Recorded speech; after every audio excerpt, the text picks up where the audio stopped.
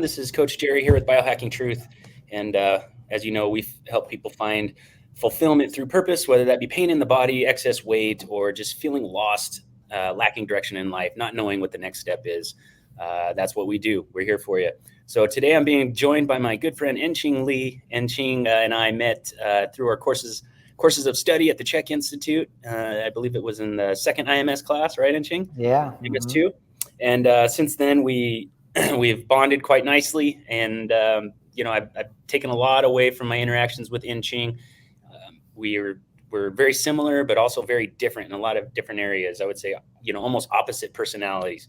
But he always kind of provides the insight that I'm usually missing, and then I usually provide something. Not sure what it is, but Yeah. always give No. some Enqing something to talk about, if nothing else. No, we always have a. I think we always have such a beautiful exchange. Like I think the way our personality and just the way we see things, like it really inspires each other. Like it just like when we talk, like just new things will come out of the air.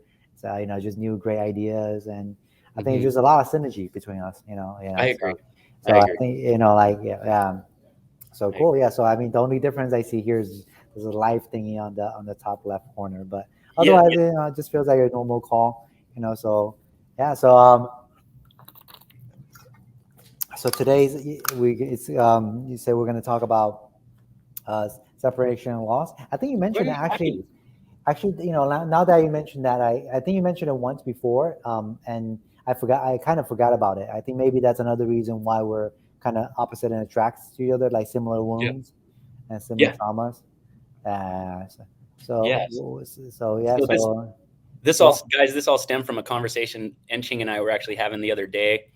It was just a random conversation, like a lot of the ones that we have are, and it just started getting really good. And so I was like, pause, let's go live. So we're gonna go live, and Enching, whatever you're willing to share would be so beneficial. Obviously, if there's something that's little deep and fresh right now, not going to ask you to share anything you're not willing to. But just for the audience that may or may not be familiar with my backstory, so today's topic is about happiness, finding happiness through loss. That's the original base topic. And Enching and I were talking about loss the other day, and particularly the maternal loss. And so those of you that know my backstory, my mother left when I was 7 years old. It was really sudden. It was like from out of nowhere. And up until then, she was a stay-at-home mom, and I was obviously a stay-at-home kid. So I was really attached to mom. So it was like this just ripping of someone right out of my life. And for all intents and purposes, she died that day because I've only seen her twice since then. That was 35 years ago, 38 years ago, somewhere in there, 30 something, almost 40 years ago. Wow. So that obviously influenced deeply who I am. And Enching, you have a similar story, and it's very interesting how it's also deeply affected who you are, and what it's created is something beautiful. And so I would just love you to share anything you're willing to share about that as we provide some backstory, and then maybe we can get into that space we were in the other day. Yeah, sure. Okay, so the topic, I like how you choose the topic, how to find happiness through loss. I think that's been my soul's purpose. Not, if I had to put its title on it, right? Yeah. And so a little bit about me. I think my mother, she passed away when I was 12, in a car accident. She was riding a bike, and yeah, like I think I was too wait. I think we both were too young to handle that experience. So the part and the way I processed it wasn't helpful either. I think the way I processed it was being in a room. I think it was even by myself and my brother, and not talking for about a week. It was Mhm. just straight silence. Just That's shut how down. my family dealt with it. My brother didn't talk about it. My dad didn't talk about it, and I think that that runs in the Asian culture, at least for me. That there's a lot of there's no we don't really talk about you know grief and loss. It's at least not in my family. Right. Um, so so I just so with the conversation stems that I went on this mushroom trip on a hiking trip Saturday, and my second time doing it, going on a hike is great. And what really came to me, the message was that so I've been in process knowing that I need to grieve, and knowing that I have a lot of grief. I never grieved for my mother, what I have now, layer by layer. And what came to me is that, and I'm also on the path of looking for my soulmate. Like a part of Hmm. me wants to find someone that resonate with who I am. To share this beautiful life together. And I've had trouble. I had a hard time connecting with just not just women, just people in general, like at a deeper level. I think that's been getting better, but I think a deep part of that was preventing is because there's a big part of me that holds this darkness of grief, right? It's just dark. And as I was hiking, what came to me is really that so in order to find a soulmate, I need to learn how to love, right? And in order to love again, I really need to grieve, to yeah, and I'm still learning what that means to me, just to really feel my emotions. I've also, along with grief, I've suppressed, anger, and since I suppress grief and anger, I suppress my shame, right? So just I my emotional capacity is probably like 20 to 30% if someone is at 100%, Hmm. right? So and that's where it's at because I shut it down, because that was really because that if I had to experience, grief and at such a young age, I think I wouldn't have survived. I think it would have been very, traumatic for kids to experience that much grief, that loss of self, essentially, Yeah, a absolutely. mother. Yeah. So that's what I got, like the grief and love to me, it's same, it's the opposite of the same coin, Yeah. right? And and then what came to me also is that my, one perspective which seems really strange was that my 12-year-old was having a lot of fun grieving, and it was the strangest thing, and I laughed when I and and and because my 12-year-old, maybe my 12-year-old is having so much fun holding on to the grief, he doesn't want to let go. Yeah. And he said, here, and I tried Yeah. it. This is Unpack that. beautiful. Yeah, this is Yeah, beautiful. unpack So that. I What told is her, the 12-year-old here, experiencing that it wasn't experiencing before when it tended to detach from situations? What's different for that eh, inching right now? exactly. So my 12-year-old just been holding on to it because for the longest time, I thought my 12-year-old was afraid of it. But I think that's one layer of it.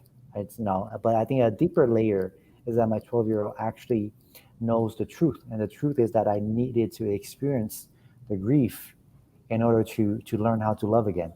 Yeah. Yeah. And that was and that really come together for me to find my happiness right now. Well, I think I'm already on a journey of happiness, regardless of whether I find my soulmate or not. But I do have this desire to find someone to share a life with, and that really gave me the key and opened the door, and I can really first time in my life to see the light of ah that's a step toward resonating with my soulmate, and it's pretty cool. It's pretty Yeah. cool to just to be able to feel feelings, and now and just the past month or two, I just been feeling different feelings in my liver, which is where we store anger, and feelings Yeah. in my heart. I've Yeah. always actually felt feelings in my heart, ever since 5 6 years ago when I was meditating, but now they're more pronounced, and I don't Yeah. know what it is. And emotions sometimes are not meant to be understood; it's just meant to be emoted and felt and Yeah. processed. Yep. So that's where I'm at right now with that. That's And beautiful. Something came up for me there, maybe a bit of a realization because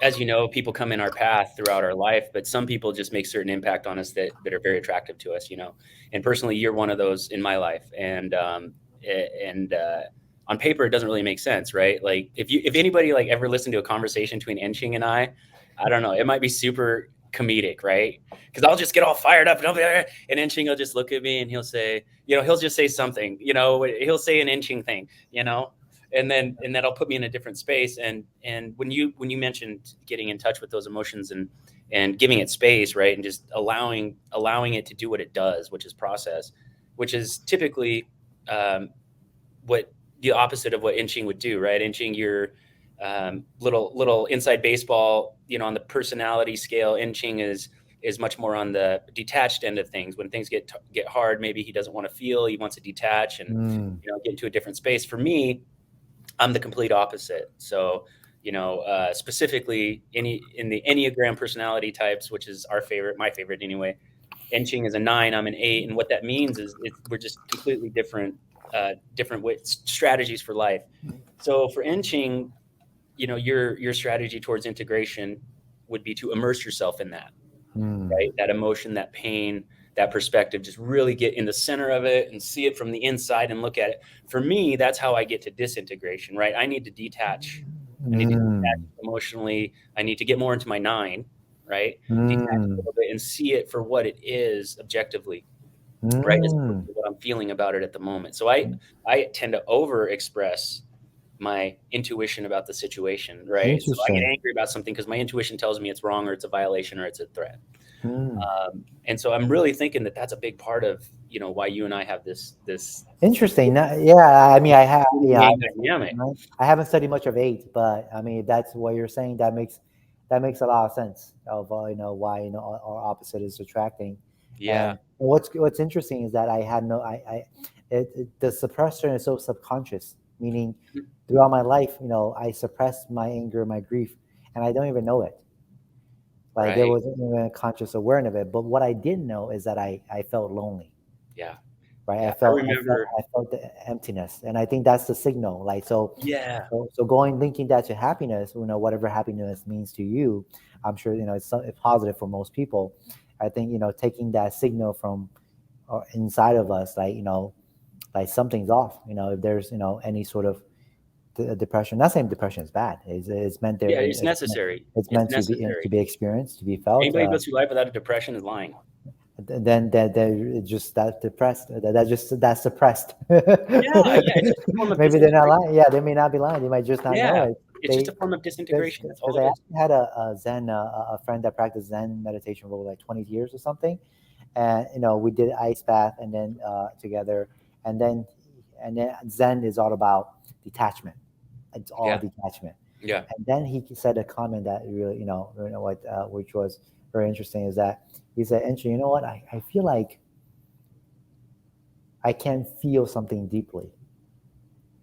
Can or can't? Can't, can't. Can't. I Okay. can't Yeah. feel He's something denying. deeply." Yeah. And that's what I felt. I don't feel like I can feel things deeply, like Yeah.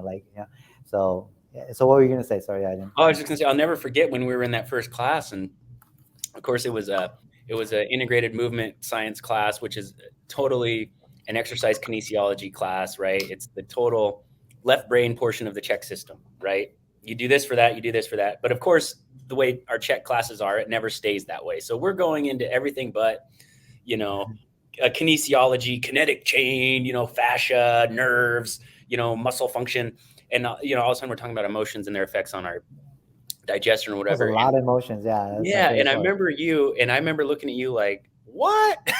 You said, "I don't really know what it's like to be angry." I guess, and you were like, you just kind of came up with that realization. And so that brings me to, we talked about happiness, right? And that's kind of the theme for this, but happiness is a played out word. I feel it's become cliche. Mm. People pursue happiness through pleasure and really escape. Like what most people deem as happy making for them is really escapism. Well, I think we got to define happiness for each of us. I think everybody Yeah, has a different definition. So, what is your happiness? What is happiness happiness. for you? Yeah, for me, happiness is anything that brings me joy, right? Anything that brings me Mm. joy. Now that can be something that is immediately on my dream path towards my purpose, like keeping me in alignment, or it can Mm. be something that momentarily pulls me out of alignment so that I can appreciate what it's like being in alignment. Right. Mm. So for me, I love my ice cream, right? I love ice cream. That's like the thing that, like, if you got rid of ice cream, I don't know what I would do. Right. Mhm. And so it used to be that was like an overexpressed part of me was junk food. Right. But if I deny myself a bowl of ice cream, I got to ask myself, well, why? Well, you shouldn't be eating this. Well, why? I've done Mhm. everything else that I need to do today. Why can't I have a bowl of ice cream? And so Mhm. that would be my first thing. Like, so my first response, what is happy making for me? Things that bring me joy, right? But then also what brings me happiness, elation, is understanding that there is a difference between happiness pleasure, and fulfillment. Because we can be Mm, living fully fulfilled in our life, but experience momentary unhappiness, mm. right? Just Yeah. like we can be completely unfulfilled in our path, or we could be on a trajectory to not be fulfilled in life, Mhm. but experience momentary happiness. And I think Mm. that, if I were to like summarize where we're at as a whole, as a collective, we're busy chasing joy, pleasure, and happiness through things that give us the momentary illusion of being happy.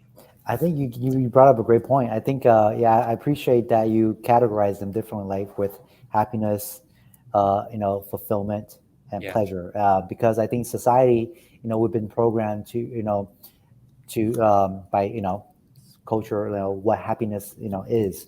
Like happy, whether it's wealth, fame, you know clothes or whatever that's supposed yeah, to make you happy. But yeah, I wonder, like, because I believe that everybody's soul knows what true happiness is for them. Meaning, like, I wonder if that, let's say, LV bag is going to make you happy deep down inside. I right. I wonder, yeah. So that's a very because happy because so I think for everybody, I think to each of their own. We we have to define what happy making is for us because Yeah, I think Paul shared a quote from the psycho-cybernetics books, like, success is getting what you want, happiness is wanting what you get. yep, Yeah, yep, right. So and there's different layers of that. And for me, so for me right now, happiness is what's fun for me, yeah, what's fun. And then, like, growing up, I play a lot of games. yeah, I yeah, found a yeah, lot of fun is in games, but now that that's I don't feel that much anymore, yeah, right? But part of me still wants to play it yeah, because it actually is trying to feel the funness from the game again when I was younger, but it's not there, but still craving for it. yeah, yeah. So we Yeah, get there's an so it, unfulfilled so part. so it's like a trap. It's like at a moment in time in my life, the games I played actually really saved me because it was addiction, and addiction. One of my favorite definitions is an attempt to find safe love. So you're So I talking about found video games, right, Enqing? video games, yeah. So I Yep, play like over 10,000 and a half, more than that, video games of attempting to find safe love because it was easy to get dopamine. yeah, I can control the game. I can be yeah, somebody else. It was fun. Like yeah, and it really saved me from, not experiencing the pain inside of me. And I still play the game right now, actually.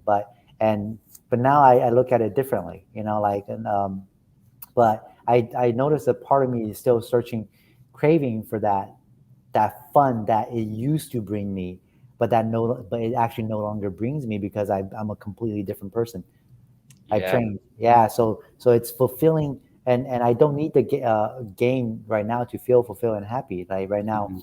what's making me happy is what's fun. And now I know I just did some meditation. What's fun is doing a little bit of art, Yeah, movement, uh, exploring new hiking trails. That's that just satiates my soul more. And I yeah, think a lot of us we don't really ever sit down and ask the question, like, what makes me happy, like, and yeah, and you sometimes you don't need to do that. Sometimes we can just, like, after an activity, after whether you play games, drank a lot, whatever it is that you wanted to do, simply, I invite people to just simply take a moment and say, was that fun? yeah, Because what happens is that we start to feel ourselves with regrets. Shit, like I spent like three. For me, I've had times where, man, I spent the whole day playing video game. Fuck. Like yeah. I would have, you know, Whoops. and I have this urge of regrets when I know a part of me did find fun in it, but I suppressed it so much because this guilt of, I should be doing something productive is so strong, versus just allowing myself to play the game, to have Yeah, fun. and boy, I got a real like intuition hit here. Like, so like, tell me if I'm over the target here, but like what I heard was that maybe this was a time in your life, this particular event you were talking about. Like, there was a time in your life where maybe you were really getting serious about whether it be business, right? Getting yourself to be the example of a coach that I know you are, right? But really taking that seriously, because I know you do, just like me. You take it extremely seriously. You walk the walk, you talk the talk, and when you deliver, it's genuine, and that's why you get the results that you do with your clients.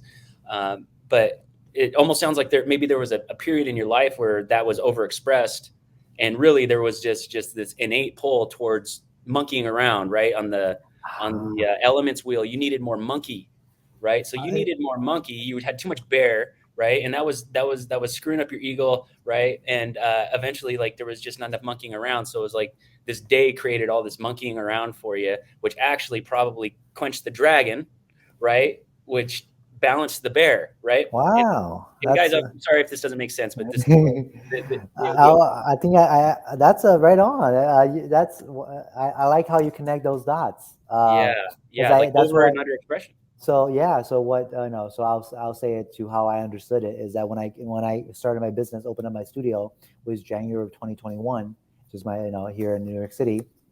Uh, right, I was working a lot. I was just taking all the clients, doing a lot, working a lot. Don't know how much I was working. I was just working. Yeah, yeah, yeah, yeah. Everything revolves around work. And then Just getting there. about like 8 or 9 months in, I felt this burnout. Mm, And then my first uh, action I notice when I get toward burnout is I go to games. yeah, Like, that's yeah, your like default. The monkey. my Yeah, default, yeah. it's Go to the yeah, monkey. yeah, my default is to go to the games, but then I wasn't conscious of it. Like, I mean, I was conscious some of it, but not fully conscious. I just know that when I play game, that's an indication I'm burning out. But now that but at that time, I didn't. When I finished playing the game, I would have this guilt inside because I part of me enjoyed it, but my guilt was suppressing that joy because I had another voice in my mind saying, "Oh, you got to do more. You got to Yeah, do more. You got to do all this." But now, when I play the game, I try really hard to give myself the permission to just play the yeah. game. And It's what okay. value have you gotten out of just allowing that to happen, just allowing the monkey to go play? Well, I Like, just noticed how hard it to add is. it. What's that? How difficult, how programmed my mind is. Because growing up in Asian culture, like you have this subconscious, expectation from my parents. My parents is just even though they don't say it, like everybody's around you is always comparing and competing, Yeah, and it's like it's the pressure is high. Like that's why there's so many, like I think Asian, like high schoolers like commit suicide because they can't take the pressure right. of like pleasing the parents, because as a kid we attach to our parents' expectation because that's our love, right? And then we haven't found our own individual sense of self. Yeah, But what's now that I get to play it, like I'm still in the process of doing it, but now as I get to become aware of that and be able to enjoy the game, I can actually I just bought a Pokemon game for the first time. I haven't played a Pokemon game since like 20 back in 2002, like my first. So I just bought it because I was like, fuck it, like I mean I wanted to play, yeah, and I bought it, so I'm gonna play. It came in yesterday, so I'm gonna play and I'm gonna enjoy it for a little bit. But the key for me, I noticed, is that I do get to a point where what is too much, right? I think 2 to 3 hours of gaming is plenty, is enough. yeah, Like yeah, a good break where I get like a good of maybe a week, maybe every 3 to 4 days. That's plenty. If I give myself like 5 or 6 hour, or like 2 days straight, that's just way too much, yeah, So it's constantly learning what is enough to satiate the need to play. yeah. That like dulls the teeth of the tiger, right? Yeah, It- but I think yeah, what I see in my clients and myself is that that's such a hard thing to do because once I'm in that game, that dopamine keep coming in, yeah, and it's so difficult to stop it. and then until it crashes. Until it crashes, and then at the end when I go to sleep, I just feel unfulfilled and Yeah, unsatisfied because I I did too much. Whereas, and that's something I'm still sometimes struggling. But the way I do it is I know the way I do it is I just give myself the last 2 to 3 sometimes the last 2 hours a day, play the game, and because I know I'm sleeping at 10:30, that's like, and then about an hour, that's my bedtime routine. So at yeah. 9:30 latest, I never, very few, but I typically never go past 9:30. I always stop. That's a hard Attacking stop your for me. schedule, guys. That That's boom, that's right my there. value. That's Controlling your never time. You that yeah. control your time. You control your behavior. That's So period. Yeah, so it's value, right? It's just for me, it's constantly asking, like, and that wasn't even asking, it was just feeling this, like, like finding balance, learning that what I find joyful and fun can also makes me feel uh guilty and distant and lonely Yeah. by having too much. By having too much of something, so it's Overexpressing. yeah, Yeah. over expressing. So having too much, so not too much, not too little. It's the golden rule, guys. Yeah. It's like, it's like, what I'm hearing that was coming up for me big time, and I'm relating to this to some of my nines that I work with. And if any of you guys are watching, like tune in, like don't scroll on by. If any of you guys that are working with me, if you're a nine, um, what Enqing is describing is how he is like intuitively going towards integration, whether he knows what he's doing or not. And guys, integration just means like your best self. So if you get stressed out, or if you get, um, uh, angry, or maybe there's a bad period in your life where things are just stacking up in a undesired way, that pushes us towards away from our ideal self, which is disintegration, right? And that comes through over and under expressing aspects of ourselves. And for some people, particularly nines, they have a difficult time just immersing themselves in their feelings, their thoughts, emotions, right? They have a tendency to almost detach. And so, like what I heard with Inching there was like, being being in touch with that feeling of overdoing the gaming, right, created this really, poor vibration inside of him, right? This feeling that he didn't like, right? And so listening to your soul like you always do, and doing what's right for you like you always do, you just, okay, I gotta limit that, right? I gotta limit that. So it's really important that we listen to our soul, and on top of that, have a good understanding of what the soul's messages say, right? What our intuition is saying. And that is, guys, that is really pretty much the seed of fulfillment, what we just talked about. And I would love to chop up fulfillment with you, Inching, because it's a term that is, I mean, it's thrown around a Mhm. little bit, but I've never really heard a good explanation for it. I think it's just interchangeable with Mm, happy, right, and joyful. But really, mm, fulfillment, my definition or my interpretation of fulfillment is, period, your needs are being met at a reasonable level. Your needs are being met, and then from there you've got a mm. clear understanding of what your purpose is in life, and the values that you formed surrounding that purpose keeps you living in alignment. And if you're living in alignment, you're fulfilled. Yeah, I think what the first thing that came to me is how many people ever felt that? mm, List is short, brother, especially right now. All we got to do is look around. All we got to do is look Yeah. around. So that means that what that means is that people don't have nothing. It doesn't have anything to compare it to. They No only have awareness. they have yeah. They don't know what they don't know. They don't know what fulfillment can They actually don't know that's a feels thing. like. Yeah, they didn't know that. And so then they will listen to other people of what other people think is fulfills them. Other So it's unfulfilled people. other exactly. Yeah. So and but what so continue on the topic, but I think what's very important when it comes to not too much, not too little, is what I just learned from Paul's podcast, is the person says that you always have a choice. Like knowing that we always have a choice.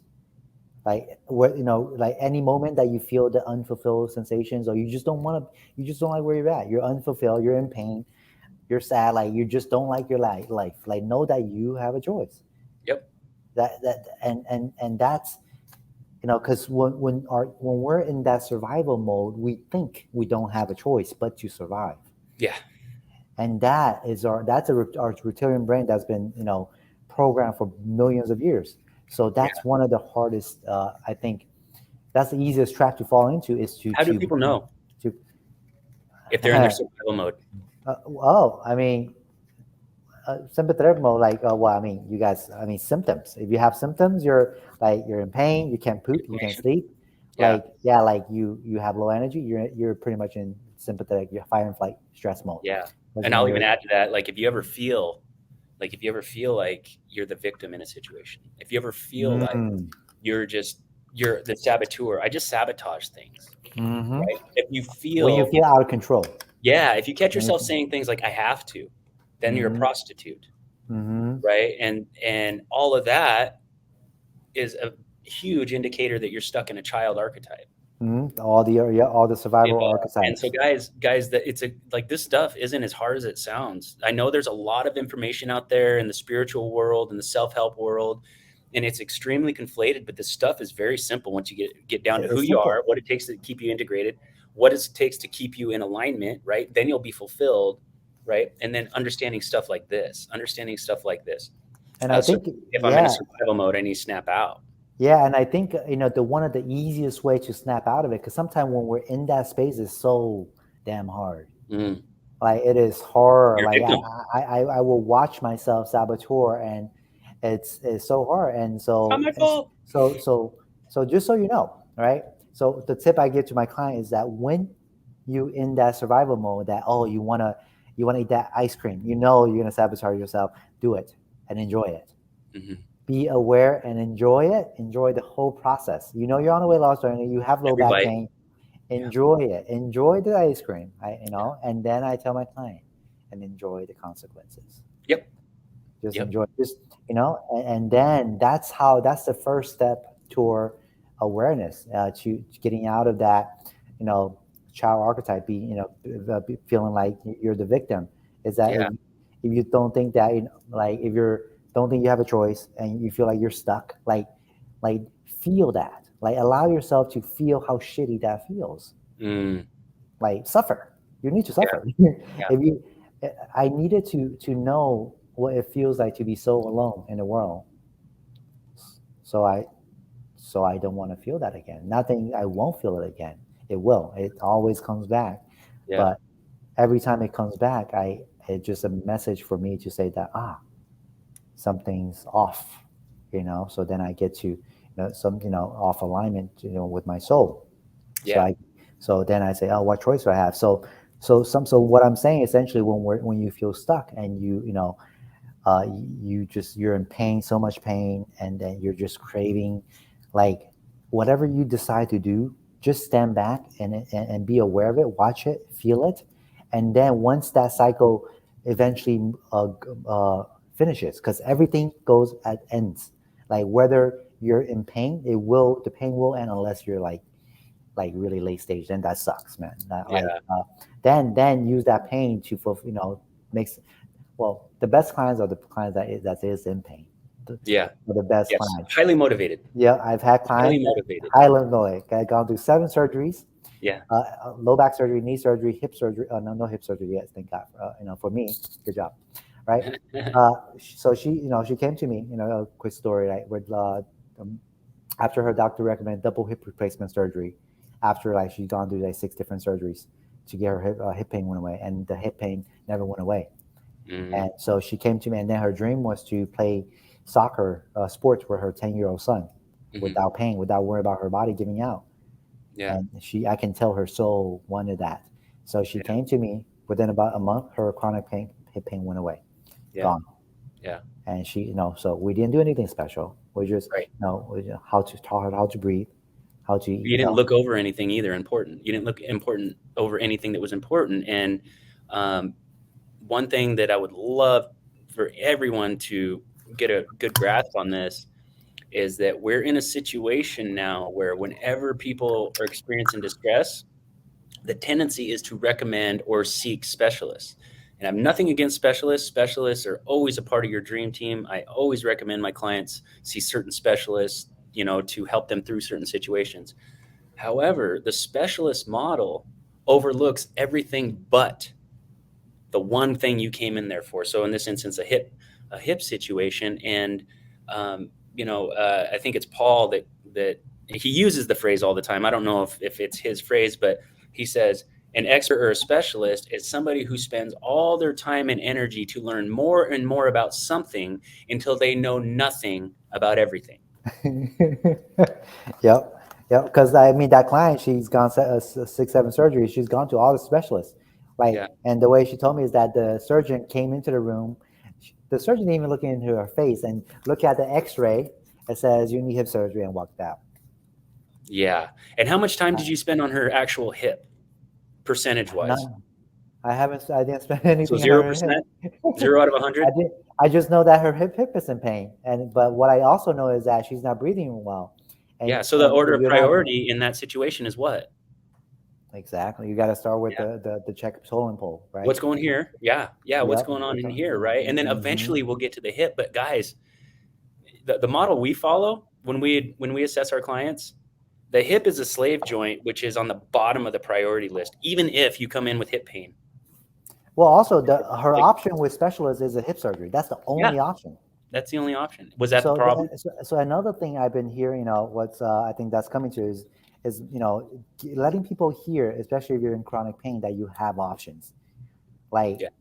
you have options. Reach out to a check practitioner, us. Like just get us there. It costs nothing for you to hear Yeah. that you have working options other than surgery Yes. or Yes. And they're so injections used to or they're so you used to a know convergent, and what that doctor did.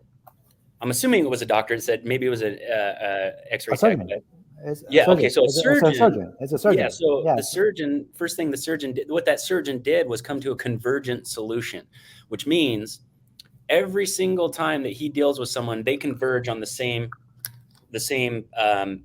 uh, conclusion.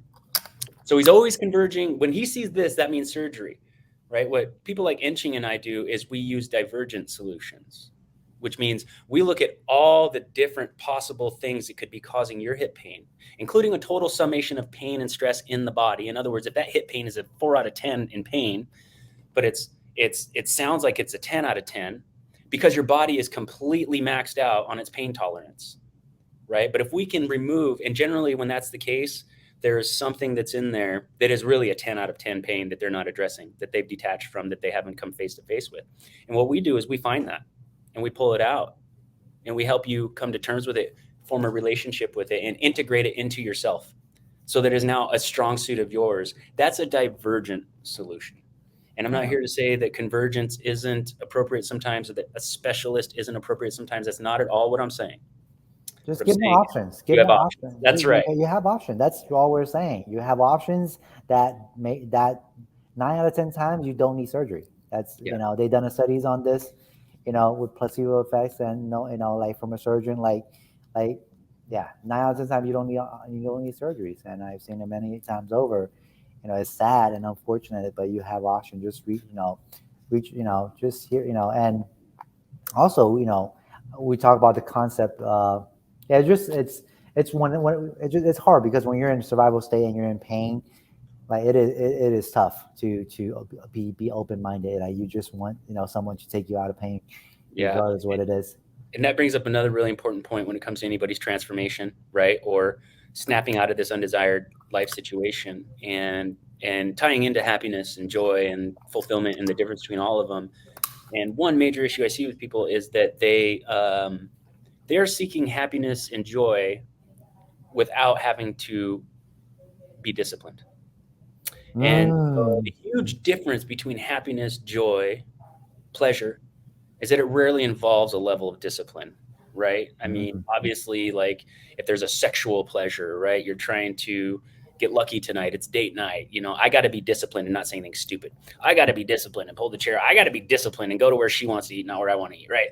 But for all intents and purposes, when it comes to being fulfilled versus being happy, you have to add that discipline in, and that is what's missing in a lot of people's plan. And with discipline comes pain, and with pain comes a lesson.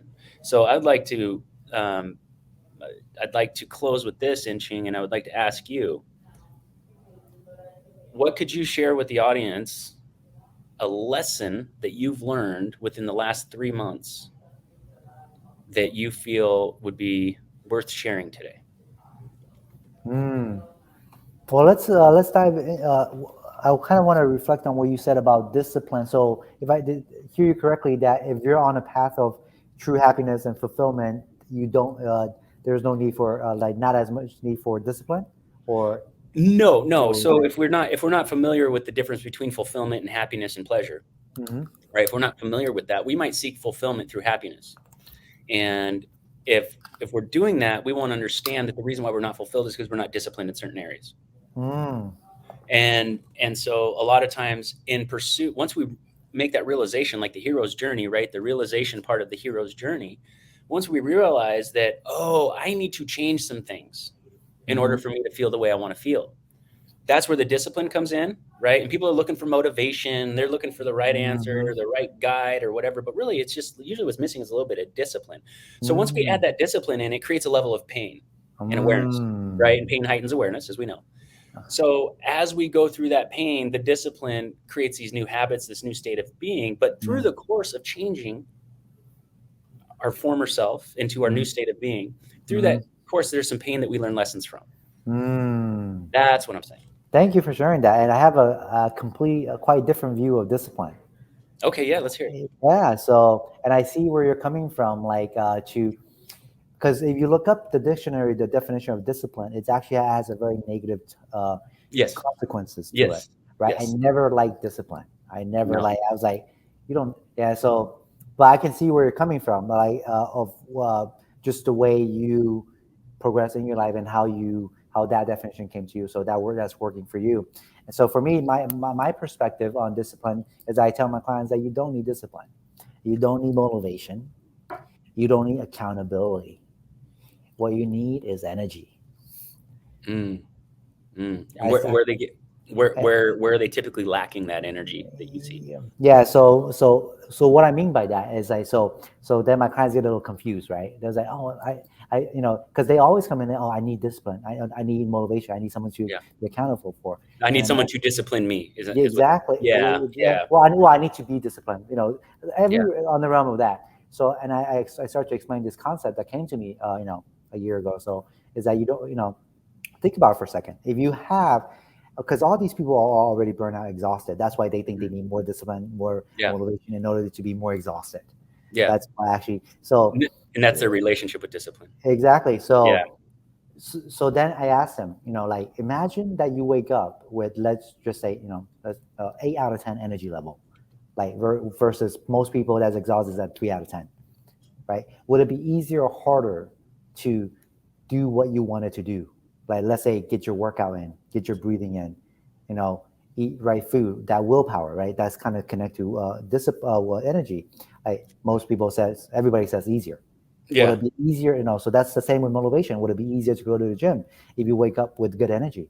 Yeah. Easier. Yeah. Totally. Accountability. Do you need someone to be accountable if you wake up with good energy? With good energy, you simply want to do things. That's good for that Yeah. makes you feel better because Yeah. that's what energy. Because when we have so much energy inside of us, we naturally want to do things. Yes. But it's when people are burned out and exhausted, they they start to think, oh, I need to keep I need some motivation, discipline, accountability to keep going on this road that to achieve something that I want. But they don't realize that this road they're doing is not the right road. It's what it's got it. So what I mean is that like going to the treadmill every single day and feeling exhausted. I think a client story, and then 2 months later, she chose the couch instead of the treadmill for an hour. And I asked her why. Why did you choose the couch instead of the treadmill? And she said, because I was lazy. And I Yeah. was like, and in my mind, I was like, no. And I told her, I say, you're not lazy. You went Yeah. to the couch because if you had kept going, you could probably got injured. Right. And at that time, she was exhausted, 3 out of 10 on an energy scale. So she came to me in a month. She was about 8 out of 10, an Yeah. average. Yeah. Like Yeah. so, then now, I now she and then so once she got 8 out of 10 energy, like she's following the program. So what she needed was the right information. So the right Yes. information for the right body because everybody is different, and that's what we do is different from a lot of the medical Western medical system is that we were able to give low energy requirement exercise and movements and a low energy plan to build energy so Or you can energy cultivating exercises too. yeah Yeah. to build energy so they can achieve their goal and dream whether it's you lose weight, get out of pain, be fulfilled, like so because that's what I think what we're good at is like creating a program that fits their need at their current level. Yeah. Yep. Because other because people are just misled and don't understand you know the how, the what, the how, and the why. Yeah. Yeah. Is And that that is the case for 99% of our clientele, right? mm, It's just a lack of knowledge, it's a lack of confidence, it's a lack of faith. I don't know how many times that you've heard this, but I know I've heard it with almost 100% of my clients is like, you give them the plan, the initial plan, and they're like, "It's this easy?" You're like, "Yeah, just do it and see what happens," right?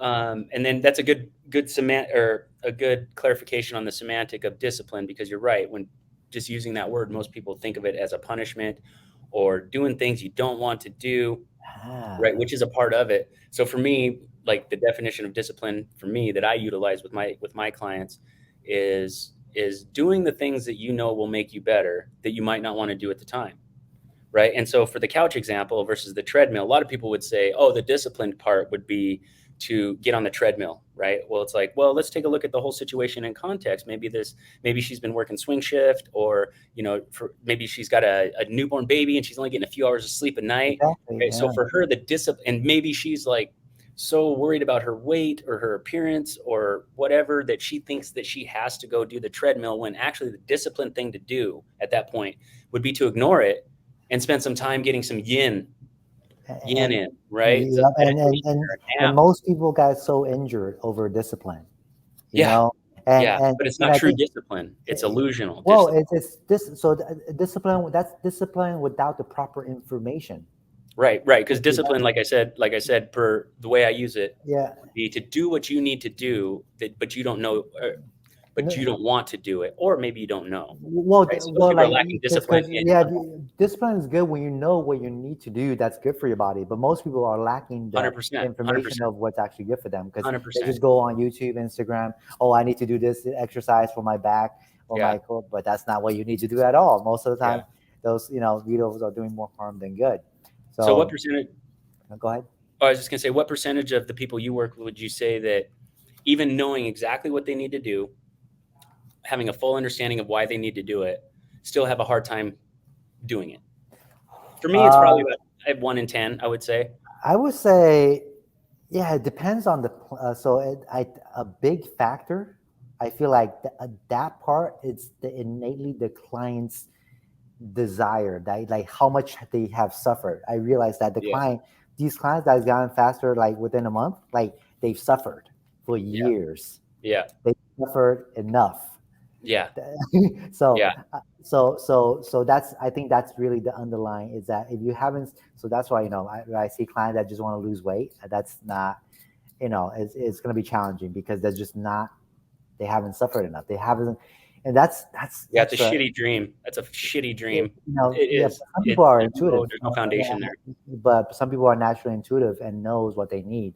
But a lot of people that's disconnected, like they just haven't suffered enough, so they're like, oh, I can try this, and I still got, but so I think the common denominator is how long they've suffered. The longer they suffer, the faster the change. Mm, yeah. How it's chronic is it? Yeah. that's just the irony. It's ironic. It's just Yeah, like, it's almost like they're a loaded spring. uh, It's like they're just this loaded spring, but no one's had the code to act, take the top off of it. nobody pulled the trigger like for them. Yeah, yeah, they've gone to, Orange Theory Fitness, or they've gone to CrossFit, or they've went and seen that personal trainer, and then that personal trainer sends them to a dietitian, then that dietitian sends them to a physical therapist, it sends them to a chiropractor, and all of those would be a good part of your dream team, but who the hell do you have in your life to put all of that together for you? Yeah, yeah. So yeah, absolutely. So you, to back to your question, lesson, right? I think a lesson that I'll share with anybody that's looking to feel fulfilled, find happiness, and just, I would like to add, to feel alive, because I think that's a fun one to add in, is to really know that they have a choice. I think that just have so much power in them. If you Mhm. choose, if you choose to think you don't have a choice, that is still a choice that you chose.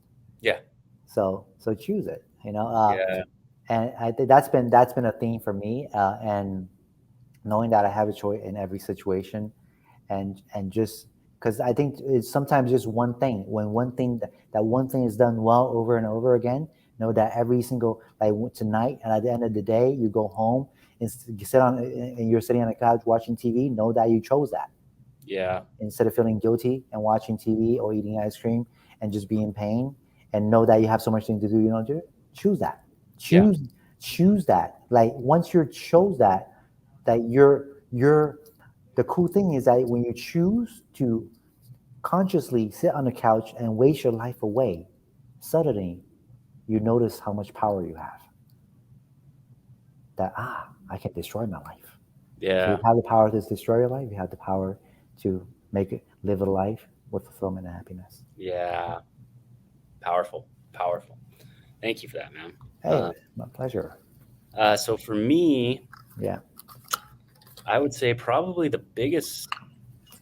I don't know if it's a lesson so much as a realization. And it was one of those things that I had intuitively known, or maybe not intuitively, but in my head, I knew, right?